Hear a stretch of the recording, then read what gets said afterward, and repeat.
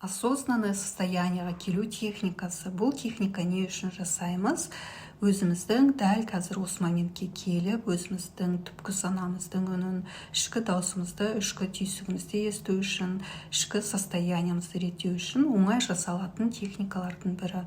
Оны жасау үшін дәл қазір айналаңызда 3 немесе 5 затты айтып шығуыңыз керек. Стол көрдім, терезе, пол, стена деген сияқты бәрін айтып шығасыз. Екіншіден, көзіңізді жұмасыз да, дәл қазір не естіп тұрсыз? Судың дауысын естіп тұрмын, далада машинаның дауысын естіп тұрмын, телевизордың деген сияқты бәрін айтып шығасыз. Үшіншіден, денеңізбен не сезіп тұрсыз? Аяғыммен полды сезіп тұрмын, денемде киімімді сезініп тұрмын, жүрегімнің дүрсілдегенін естіп тұрмын деген сияқты соның бәрін атын айтып шығасыз. Осылай бәрін сезінгеннен кейін 3 немесе 5 минуттай соны үнсіздікте сезінесіз.